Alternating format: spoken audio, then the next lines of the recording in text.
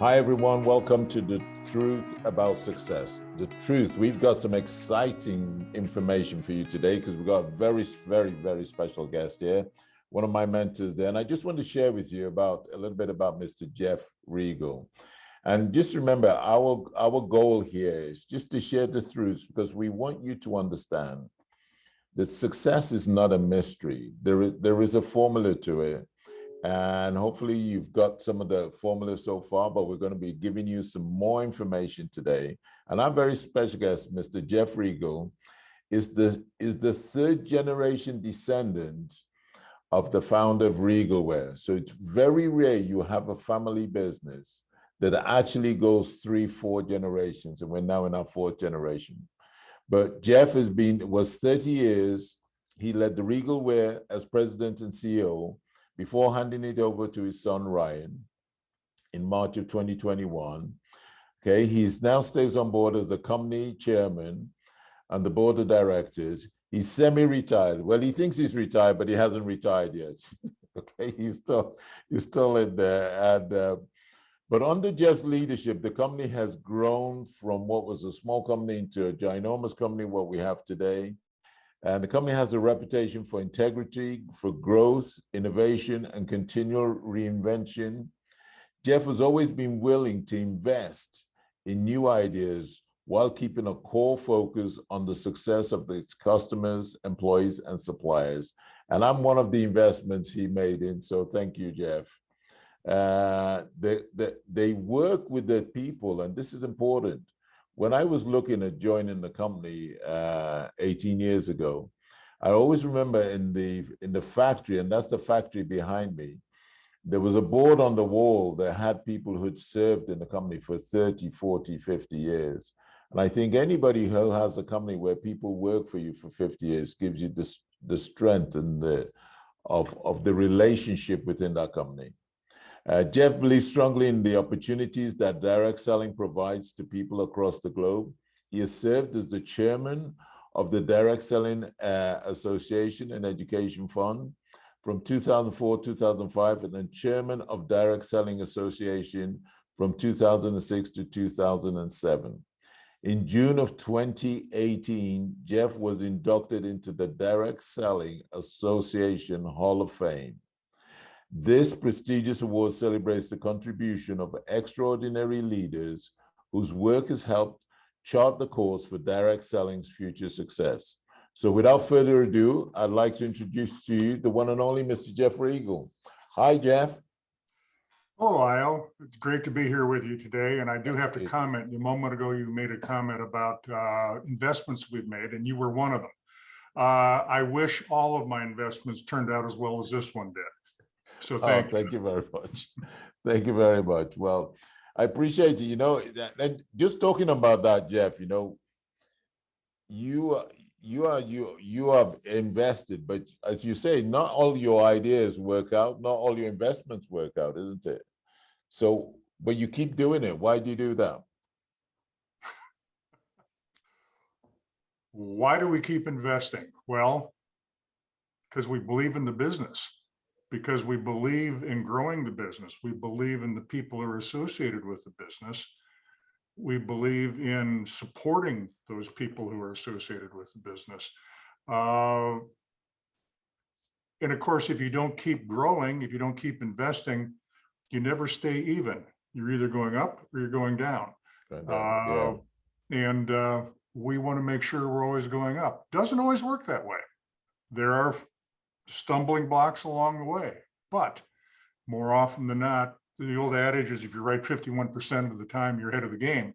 I'd like to be a little more right than that, but you know what? There's still an awful lot of mistakes that get made along the way. It goes with the territory, isn't it? I mean, to me, it's always been part of it. That you just learn from that and you step up and you go again. And you just keep going. And I agree with you. You're either growing or you're dying. That's always been one of my mottos.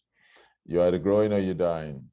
So Jeff, just to get carried on here and get started here, you obviously successful. You've done a phenomenal job. Company's been going, family now 100 years, I believe. Close, yes. Close to 100 years. So that's a hell of an achievement. And what always amazes me is when people see successful people, they think they got it easy or they got it, they got lucky. And you don't get lucky for 100 years. You know, I don't know what's wrong with some of these people, but when you think about that, what would you say to people about your thoughts of that statement? Successful people are lucky. My dad has a quote, the harder you work, the luckier you get. And I think there's an awful lot of truth in that. You know, people get born into money. Now it becomes what you do with that money. Somebody who is a trust fund baby and just goes out and lives a fabulous life, you're going to look at them and think they're successful, but are they really? What have they done to create value, to help move the world forward? Not much at all. You know, people will say, I'm lucky. Jeff Reigle is lucky. I was born into the Regal family, and we have this great big cookware business. Well, you know what? Yeah, I was, by fate of birth, I was lucky. Beyond that, it's the opportunity. I was lucky to have the opportunity to work for Regal Ware. After that, it became, what did I do with that opportunity? You have to be successful in taking advantage of the opportunity, because it's just not going to happen. If you don't make it work, you never get there. Thank you. Thank you. So talking about that, then what was your childhood like then? If we were to go 12 back to your childhood, because you're born into the Regal family, but business, I'm sure there were ups and downs in the business as well. So you experienced all that. What was childhood like? That's a good question. I was born in a very small rural community in the upper Midwest of the United States. It was a small community. It's a tight-knit community. So, you know, everybody knew everybody, which was kind of okay, except everybody knew everybody. There weren't very many secrets. So your dad usually found out what you were doing. But as far as the ups and downs of the business, I will say that my parents did a great job of shielding us as children from the business. And by that, I mean, the problems didn't come home. And we got together with my grandparents probably every Sunday for dinner. Business was never discussed at the dinner table. It just wasn't done. Now, my father did share his passion for the business and his excitement for the business. And it was always a thrill for us to get to go into the office or go to the factory. That was really very, very exciting. And that's, I think, where I started to develop my interest in the business. Yeah. And so if you look in your teenage times and growing up, there's obviously certain things that happened as you were growing up that maybe when they were happening, you didn't think they were going to help you in your career later. But now looking back and reflecting back on your childhood, your teenage days, what are the things that happened there do you think that helped make you the man and the success you are today? I think it starts with family. Definitely starts with family. I have a wonderful mother. My grandfather and my father were two of the best mentors anybody could ever have. Not only teaching me about the business, but teaching me about life. And that was very, very important to them. My grandfather was a firm believer in family and did a great job of holding the family together. And to this day, we're still a pretty tight family.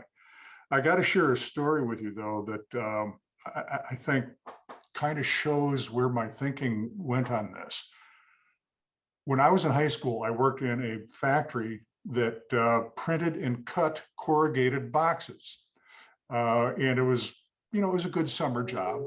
And one day we were making beer cases. I hated beer cases because they would come off of the die cut machine and you had to knock the tear off of it, which because there were all kinds of funny little cuts in the handle holes. So you had a hammer and you're knocking all that stuff out of there.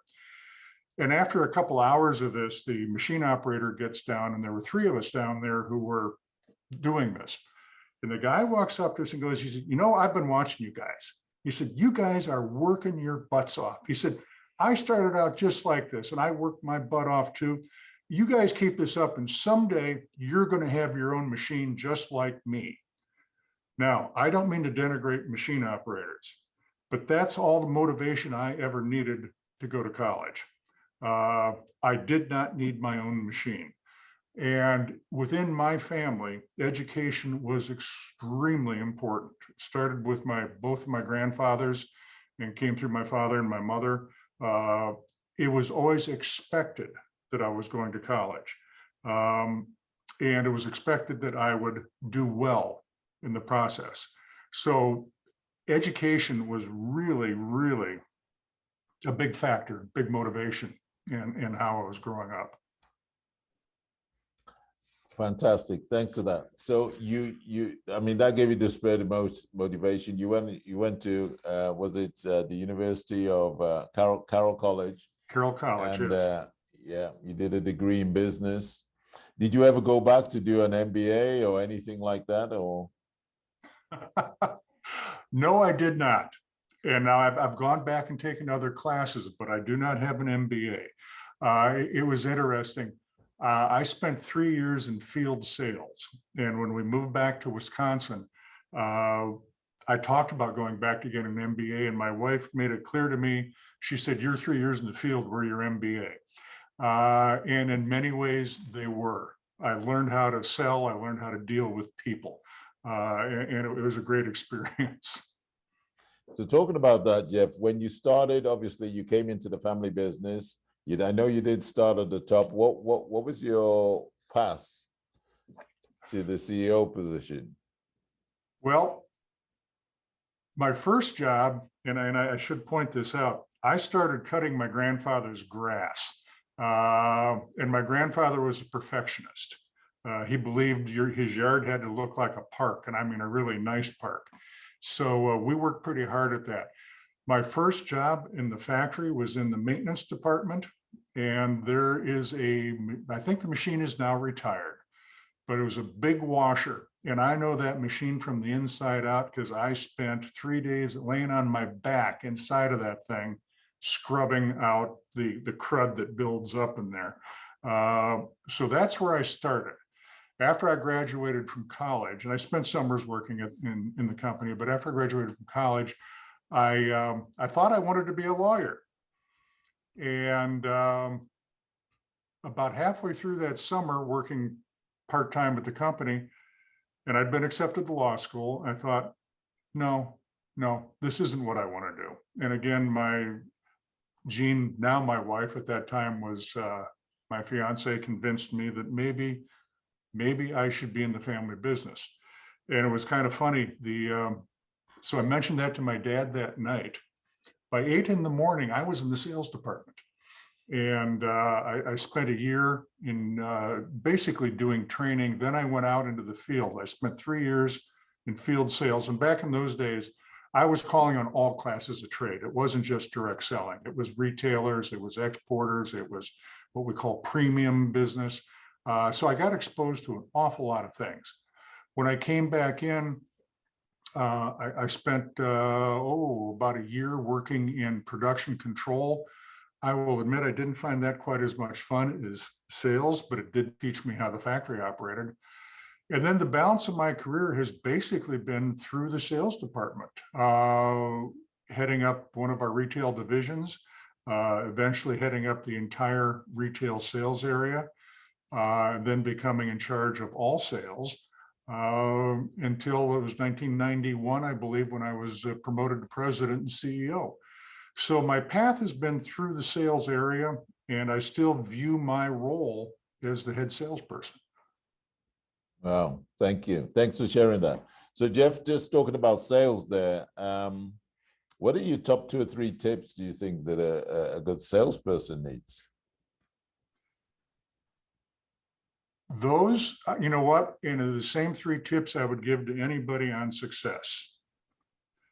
The first one, and this is especially true for a salesperson, is get out of bed in the morning. Too many salespeople, when you're out in the field and nobody's watching, there are too many distractions. You need to get up in the morning, you need to have a plan for that day and write that plan down the day before that. You've got to do that. Get out of bed. Second, never stop learning. And that's paying attention to what's going on around you. I mean, you're going to read a lot, you're going to talk to a lot of people, but most important, you're going to listen to people and learn from them. And you want to surround yourself with good people, because those are the people that can teach you. And then the third is never stop learning. Excuse me, my third point is surround yourself with good people. Too often we think you can't be the smartest person in the room. You need to surround yourself with people who know what they're doing and what they understand, and maybe they're experts in what they do.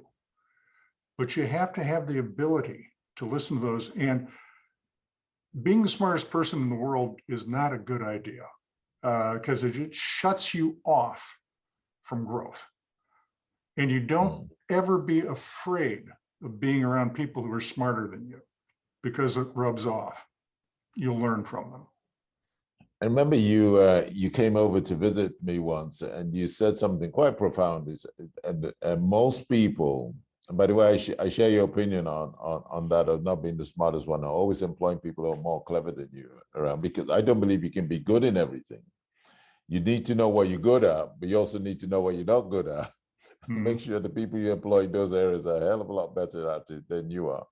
But you did say one thing, which was, I see in business where there are people who are afraid to employ people that are more talented than them in certain areas, isn't it? You see that? You see that all the time. And you know what? You don't have to know everything. People come to you as a leader, as a manager, and they have a problem. They're looking for you as a manager. You want to solve the problem. You want to say, do this. Well, you know what? Sometimes that's not the right choice. More often than not, you kick it back to the person and say, all right, what do you recommend? But you know what? If you don't know, you don't know. Say so. Admit, I don't know the answer to that. Let's find out. And that's really how you build people around you also. Don't give them the answers, help them find the answers. Thanks again. Thanks for sharing that. So going back to the family business, 100-year-old business, we're now in our fourth generation of it. As you know, that is very rare. And we do have a lot of people with their families in our business. What sort of advice would you give to people on some of the tips for success in running a family business? Well, I've touched on some of it already, because all family businesses, all private businesses are very similar in this. Not all the talent is in the family. And we've seen family businesses where the business exists for the family. And there are two different kinds of businesses there, by the way. There are businesses that exist for the family, and there are families that exist for the business. Neither one is perfect. But if the business is existing for the family, the business, I believe, is destined for failure.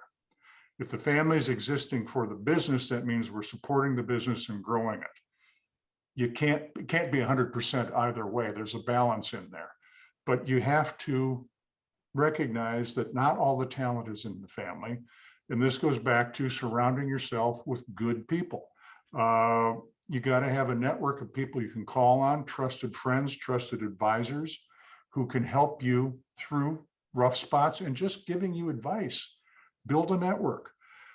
You got to stay open-minded. You got to be flexible. And one of the things I really would caution people on is don't overextend yourself.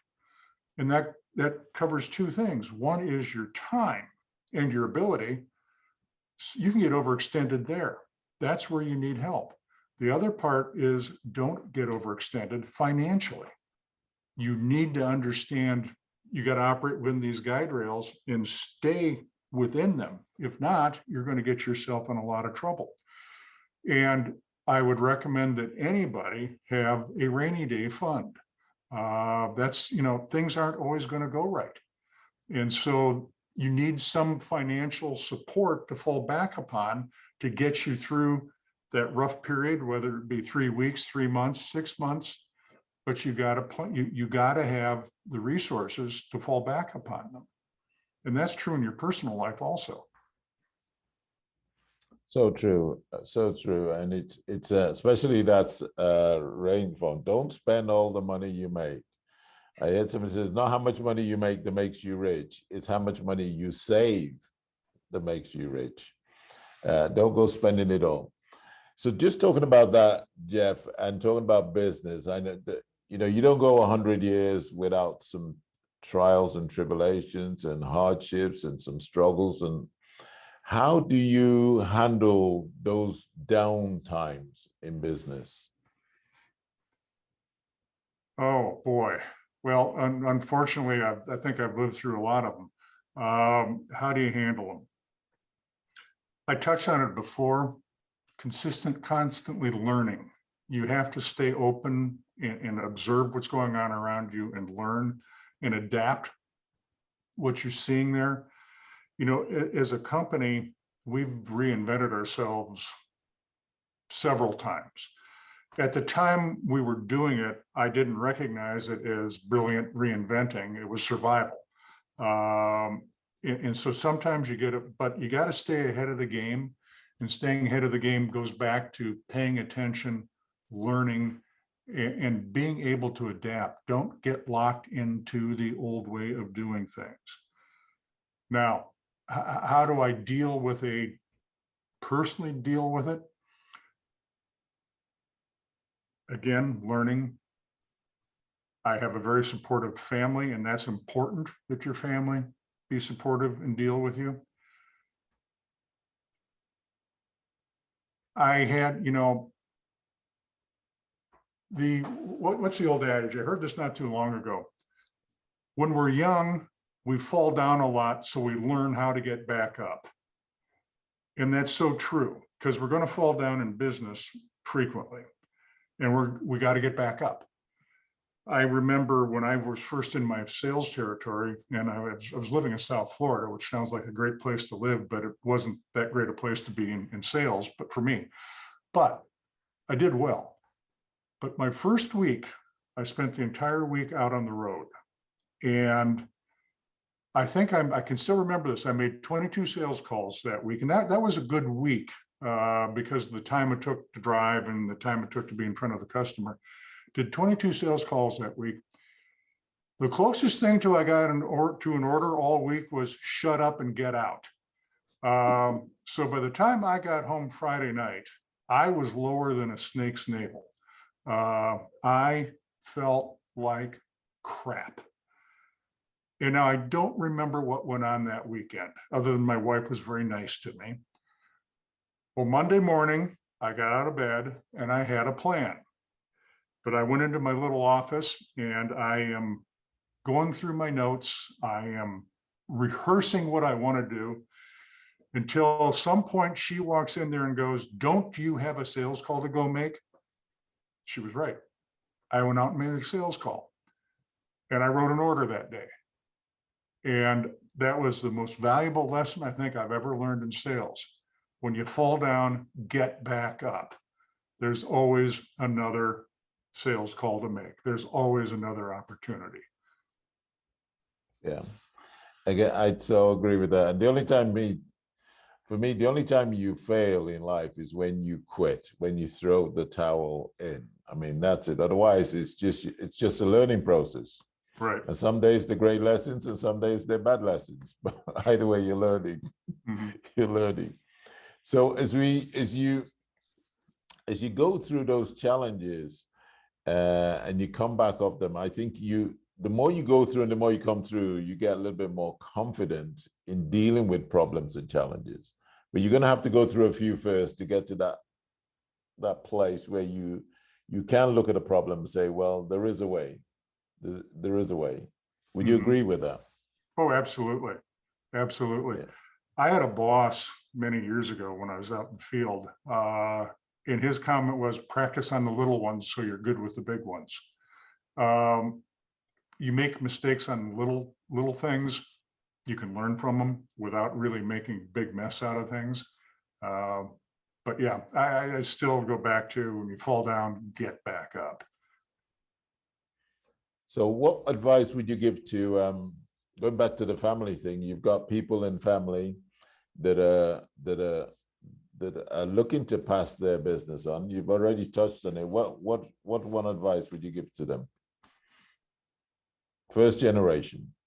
You know, this is, the business we're in is interesting because we can create an opportunity for families and passing it down through the generations. And I think there's nothing more satisfying than seeing a business, whether it be Regal Ware or some of the other companies we work with, where they can pass it on to the next generation. But what advice would I give them? The first thing I would suggest is don't push the kids.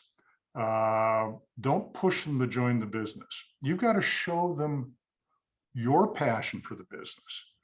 You have to share your passion, get them to understand why this is important. But you know what? Sometimes the kids want to do something else and they go into the business because mom or dad think it's right. And that's not a good formula for success.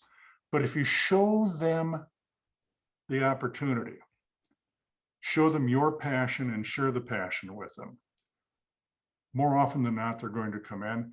And I think this is really important. Give them the opportunity to fail. Give them permission to fail, because they're going to make mistakes.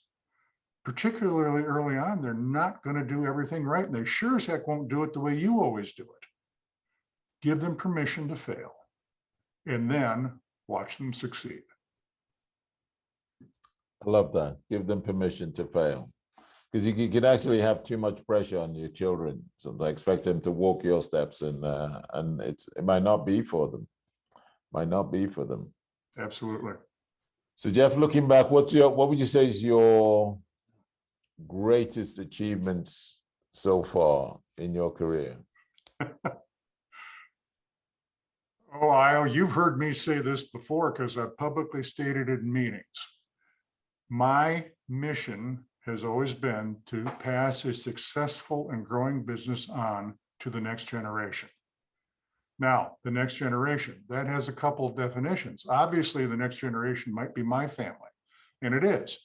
But the next generation is also you, all the leadership that's throughout this company, all the people who choose to work with us, and certainly our customers, because I have an obligation to pass on a successful business so that everybody can enjoy that success. You know, so many of our customers they're our customers. If we let them down, they're let down. We have an obligation. We owe it to them. We owe it to all the generations who follow us to pass that successful business on. So that's when I now, as you pointed out, I'm semi-retired and I've been that way for a little over a year now. I've passed on a successful growing business. There's still a lot more growing to do, a lot more success to have, but there's a good solid foundation. Yeah, and I do love that philosophy, because it is really about being able, I call it being able to hand the baton on to somebody else. You know, life is a relay race. And part of your responsibility is being able to get yourself to a point where you can do well enough, but able to pass that on to give other people an opportunity to go out there. And direct sales does that. Yes. All right. I mean, that's one of the special things about that direct sales as an industry to be in. So talking successes, what would you say would have been your biggest challenges? I could probably write a book on my biggest challenges and the things that I have made mistakes on. There are two big examples that come to mind, and neither one of them were situations that I had control over in the beginning. The first one was the financial crisis of 2008. You know, that threw the world economy for a loop. Fortunately, Regal Ware is a conservatively run company. We have a strong balance sheet, because if we did not, I do not believe we would have survived through 2009. There were so many failures in our industry, and believe me, it was tough. If we did not have that strong balance sheet, I honestly don't think we would be here.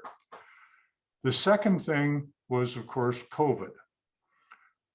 When COVID first started, and I mean, for everybody, it was something new. How in the world do we deal with this? We did every morning, we had a COVID task force meeting at 8:30. And that meeting would run 30 minutes to an hour as to what was going on. And if you remember that time, the situation was not changing daily, it was changing hourly. And the guidance was changing hourly. And we're trying to react as to what to do. And our factory was shut down, our office was shut down. And we're trying to manage through it.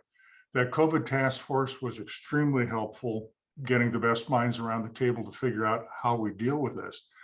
But the other thing that happened, and you were part of this, was our field organization very quickly pivoted. And it took about 45 days to go from what in the world are we going to do with this disaster to, oh my gosh, the business is starting to explode. And I think the term you used was boom. And it did. It did. And we scrambled like heck to catch up and keep up. So I guess when I say biggest challenges, I'm going to view those as things that may have started that you didn't have any control over. Be COVID, the economy, invasion of Ukraine, inflation taking off right now. You had no control over that. What you do have control over is how you react to it. And you have to react to it. There's no sitting back and going, oh, woe is me. You have to develop a plan and work that plan. Yeah, those times, you know, I look back at those times that we went through, especially through the COVID times, which was just completely unparalleled, and what we had to deal with. Mm-hmm. And then I look now at some of the challenges we have, and I go, this is nothing compared to to what we had then, which was so much uncertainty and doubts and challenges, like the world was coming to an end. But you see people making a big issue out of what I see as small issues today. Why do you think that is? Because they forgot about COVID and what they went through and how they survived it. You know, that's a great question, and I don't quite understand it. I don't want to get too political here, but I think during COVID, we made life too easy for a lot of people, and there were a lot of handouts, and granted, many times those handouts were needed, but it taught people, I'm waiting for the next handout, or I'm waiting for somebody to present something to me. Nobody owes you anything. Nobody's going to give you anything. You got to go out and earn it. And too many people sit around and are waiting for the opportunity. And I think it's sometimes it's the difference in mentality between a victim and a winner. And so often, oh, okay, the economy, the inflation is out of control right now. Oh, woe is me. What am I going to do about it? Well, you know what? Figure it out. Nobody else is going to figure it out for you. Eventually, the economy will recover. And eventually, you'll recover with the economy. But can you wait that long? Dare you wait that long? No, you've got to develop a plan, work your plan. And this, I said it in the beginning, when you fall down, get back up. There's always a way. There is always a way. That's I love the saying from Albert Einstein, in the middle of every difficulty lies opportunity. There is always an opportunity, but if you're not looking for it, you'll never find it. You'll never find it. Talking about failure and rejection, is there any particular style that you've developed over the years that when you approach with failure and rejection to how you deal with it? Well, I'm still going to go back to when we're young, we fall down often, so we learn how to get back up again. And that's true. You have failure, you get up the next morning and work your plan. Something that I have found important to me is I have a very supportive family. I have a wonderful wife. I have 3 great kids. My parents and my grandparents were wonderful. And so they've helped give me the strength to carry on. One of the other things that I would say here is you need to create time for yourself. The word recreation, the root in the word recreation is recreate. You need to take time to recreate yourself. And that means take a little bit of time off. Flush out the crap that's in your mind. Go golfing, go take a run, whatever. But just something to help recreate, revitalize yourself. And I really, not that I've been real good at that over the years, but I think it's important. It's very important. Absolutely. I need to do some more of that too myself. But Yes, I've learned how to, I've learned how to, what I do a lot is I do make sure that I have time for me. I call it me time. So, and when I go into me time mode, I'm not taking any calls. I'm not doing anything till I'm ready to start the day. And when I finish the day, I finish. And if you're busy traveling and you go there, take time out to have a day or two here or a day or two there, just for you. So I've learned to do that. But it's important to do those things. Good. So we're talking about this, the show is about the truth about success, and we've already had so many truths. Thanks for sharing them with you. So anything you'd like to ask about, what are your truths about success? My dad has a quote that I always thought was interesting. I'm sure he heard it from somebody else. So few people are successful because they're not willing to pay the price of success. And that goes back to what we were talking about just a moment ago. People who are feeling as they're victims, people feeling they're entitled. No, there's a price to be paid for success. And some of that we just touched on, it cuts into our recreation, if you will. But you've got to decide what's most important to you. You do need some recreation, but you also need to put the effort in to be successful. And one of the keys to that, and I've always found this to be true, is you've got to have a plan. You've got to follow the plan. If you don't have a plan, you don't know where you're going. Yeah. There's a price for success. And what people don't understand is there's a price for failure. So either way, you're paying a price. You just got to decide which one you want to pay. Exactly. Exactly. Just decide whether you pay for success or you pay for failure. There's no getting out of it. You are making a payment. Mm-hmm. So you've just got to understand that. Your top 3 tips for success. You've talked about them earlier. Is there anything you want to add to that? One of the things I guess, you know, I keep coming back to education, and education comes in so many different forms. I mean, it's reading the newspaper, it's reading a book, it's talking to your mentor. It's going to school, but it's not just sitting in a classroom. It's being open to new ideas and accepting new ideas. And one of the really interesting things about education, it doesn't make any difference what the world throws at you and what curves they may throw at you, what failures you may have. The one thing the world can never take away from you is your education. And that's the foundation with which you succeed. So true. So again, another analogy I use is I said, you can take my Rolex watch, you can take the cars, you can take everything away from me. But if you leave the brain and you leave I can get everything back, because really it's that knowledge, which is what you're talking about, and skill you've acquired over the years. That's what keeps you going. And you understand that, Iowa. I understand it. I wish more people did, because what's here is yours. No one can ever take it away from you. No one, no one. Mine's protected, is heavily guarded, Jeff. It's heavily guarded. Some people have tried, but it's in a, they can't see, there's a little, steel something going on there. You can't get through to it. But thanks for that.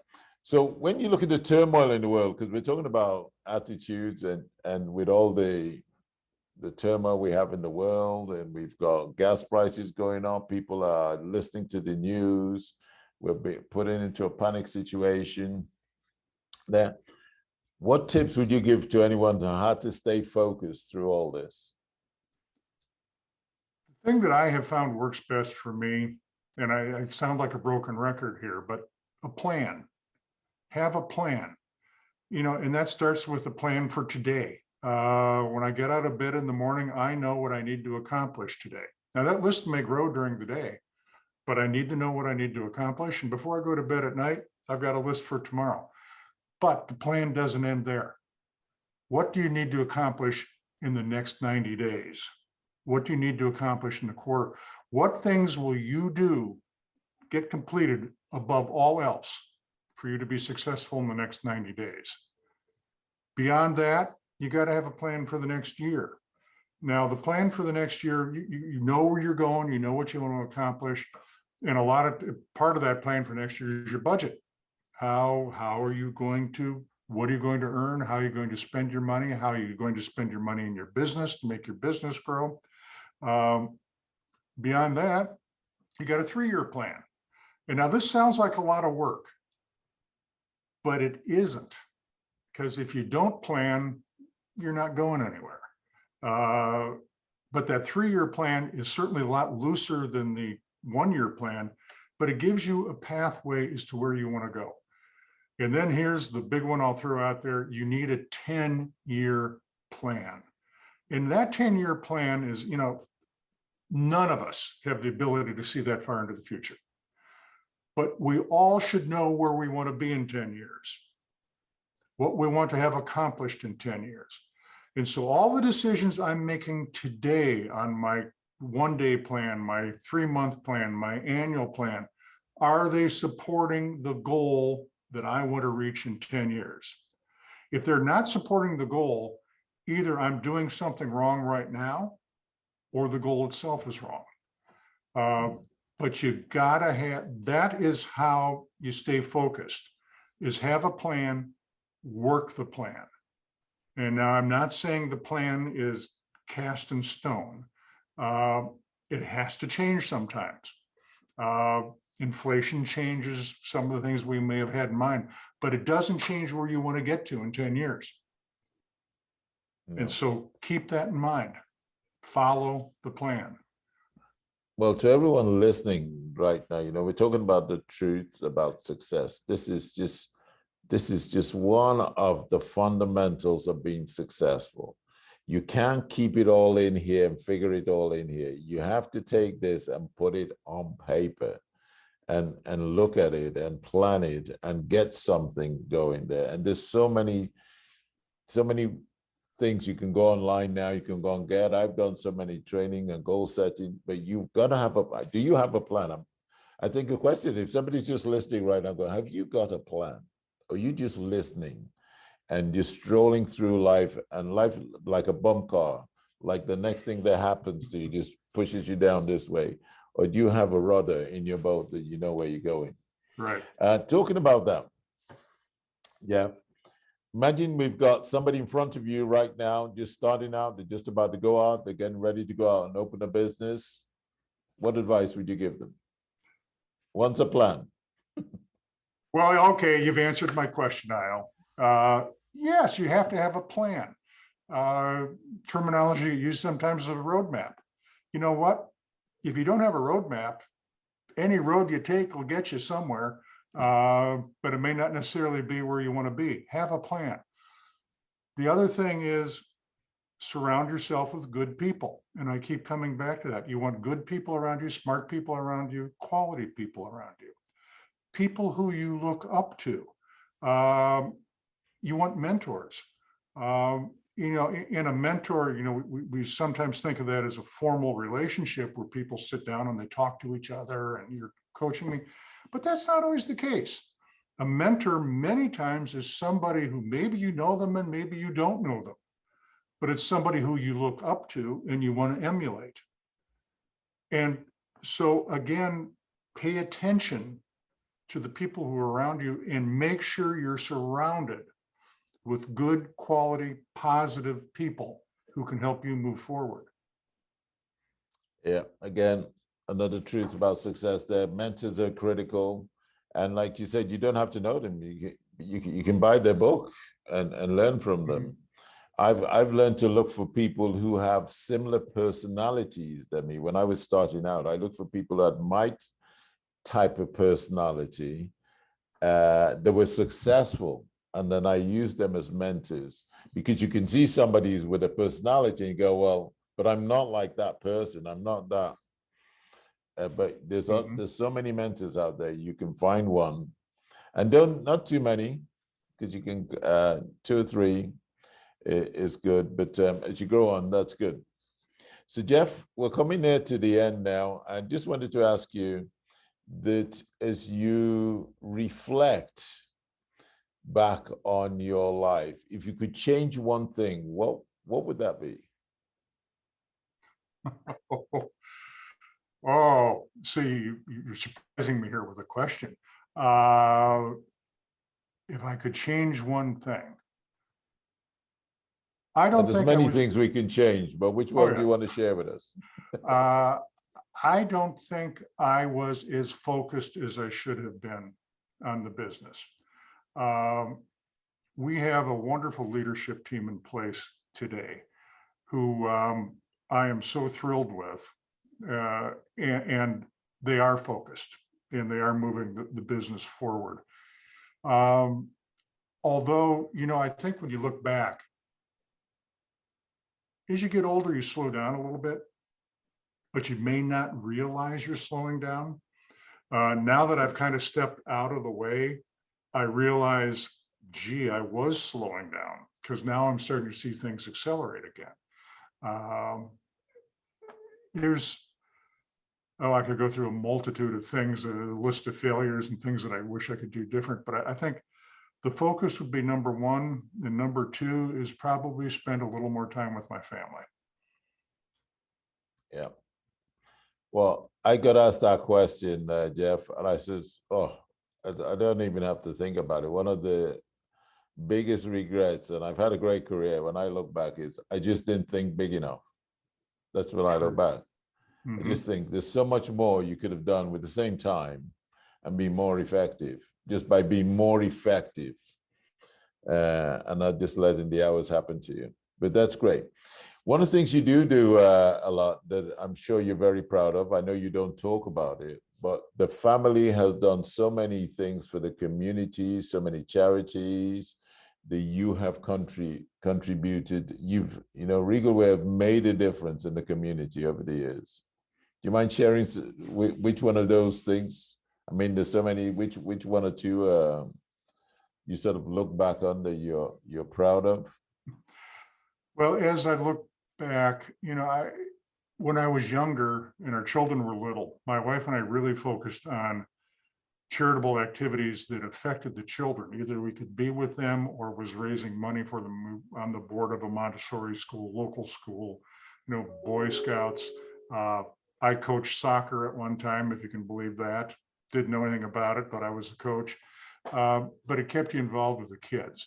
As the kids grew up, started to get involved in more community activities like United Way and things like that. I actually served as a trustee on the board of trustees for the college I went to, Carroll College, which was a unique, exciting experience. But when I look, as I grew and became more involved in industry activities, there was the Cookware Manufacturers Association, which I served on that group for many, many years and president for a while. Then you touched an introduction about the Direct Selling Association and the Direct Selling Education Foundation. I have found those groups to be extremely beneficial for me. And it kind of goes to the mentoring thing. Regardless of my age, I go to those meetings and I learn from people. And I think that's really what we're talking about here, is build a network of people who you can learn from. And that starts in your community. Coaching a soccer team, whatever it is, you're building a network. The one thing that I would say that I'm most proud of is my family owned a piece of land here in Kewaskum, Wisconsin. And I'm trying to remember, I think it was about 30 some acres. So it's a sizable piece of land. There was a need in the community for a facility for youth sports. And so we donated that piece of land to the village of Kewaskum, which it has now been turned into a park. The thing that I'm most proud of is the name of the park is Regal Family Park, spelt the way my family spells their name. That was important to my father. It was important to us. Today, that park is full of soccer fields.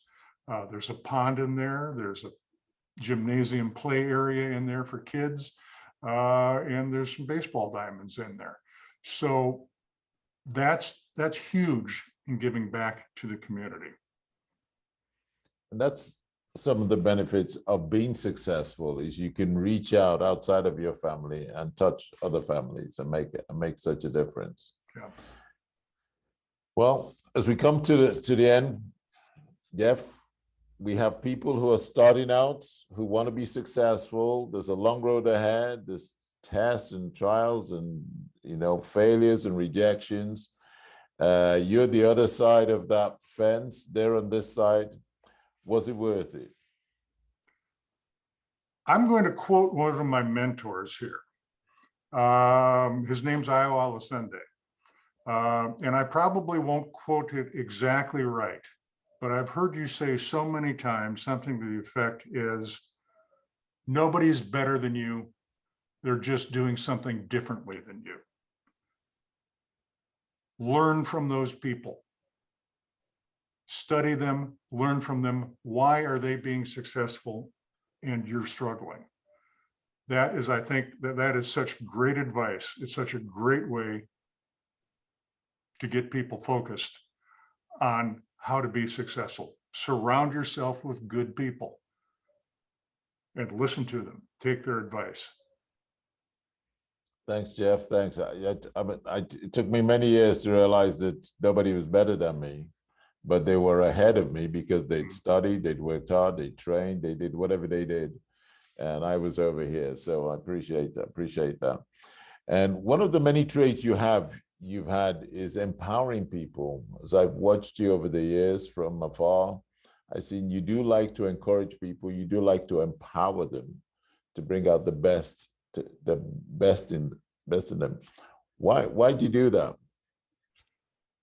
This is something that I learned from my grandfather, and he truly believed in offering people an opportunity. And when you offer people an opportunity, you have to empower them to be successful with that opportunity. Now, again, what you do with the opportunity is up to you. Will you run with it? Will you be successful, or will you squander it? That was your choice. But we want to empower people to be successful, to be the best that they can be. My grandfather's attitude towards that is really part of the culture of our family. It's also part of the culture of our company. Regal Ware believes very, very strongly in empowering people and moving people up. Now, part of it also, Io, is that I've said it before, I'm not the smartest guy in the room. So I want to surround myself with good people. Well, how do those good people succeed? You have to empower them. You have to empower them, because by them growing, I grow. And it's what the terminology we use is delegate and elevate. If I delegate something to someone and empower them to get it done, I'm elevating their skill level, but I'm also elevating me. it's elevated, it's freeing me from whatever this issue was to focus more on the bigger picture business issues.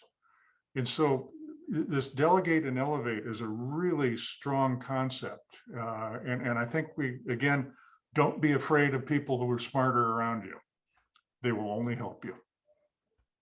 And if you don't empower people, then it's only you who can do the job. And 5 years from now, it's still only you that can do the job. And you go, I don't understand why I'm not growing, because, well, you're the only one who can do the job. Duplication is so important, to be able to duplicate yourself. I've listened to people, some of our distributors say, well, I'm doing everything I did 5 years ago, even harder, and it's not getting any better. Well, you know what? If you're doing it all yourself and you're doing exactly the way you were 5 years ago, it's not going to get any better. You need good people around you to help you envision what a path forward might be. Yeah, it's interesting to watch people who get successful. They go through the program, they become successful through their skills, their sales ability, and then they decide they want to go and do admin. And say the opposite. I go like, I just don't get it. I don't get it. I don't get it either. Jeff, it's been great talking to you. On a personal issue, what's your favorite dish? What's your favorite dish? Well, that's a good thousands question. of people here would like to cook you your favorite dish. Well, you've noticed I eat a lot of food, so I like a lot of things. The thing that I probably enjoy the most, and there's a story that goes with this, is veal scallopini. And the reason being, and Jean and I found this out a few years ago. She found a great recipe for veal scallopini. And so, but it takes two people to make it. It's complicated.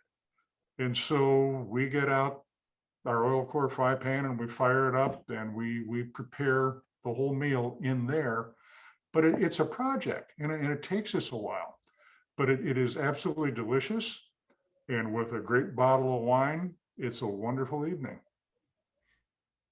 That sounds like my type of, well, not the veal, but the wine. Yes. Okay, well, Jeff, look, thanks for sharing what your wealth of information. I mean, this has been one of the best interviews we've done. So many nuggets in there. Any last tips you'd like to share before we bring it to a close? I think I'll go back to what I said earlier. And that's the 3 tips. Get up in the morning and work your plan. 2, never stop learning. And 3, surround yourself with good people. Wow. Thank you. Well, thank you, Jeff. Some great information. We really appreciate it. And to our listeners here, this is it. Like, subscribe, join us. We are here on a mission to empower you to take action, not to get excited. This information is not just you go, wow, that was a great interview, and you don't change anything. This is about you reflecting, going back, thinking about it, getting pen and paper. Just like Jeff said, make a plan, get a 1-year plan, a 3-year plan, 10-year plan, and just keep looking at it and keep working at it. Success is at the end of the road. It's not overnight. One good day doesn't make a good week. One good week doesn't make a good year. And one good year doesn't make a good decade. That's what I found. You've got to commit to that decade and give it everything you've got and surround yourself, like Jeff said, with some great people around you. And you'll be amazed how quickly you too can enjoy your success for you and your family. So thank you, Jeff. Thank you for tuning in.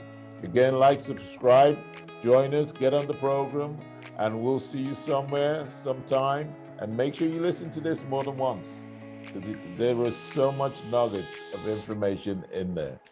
So look forward to celebrating your success with you.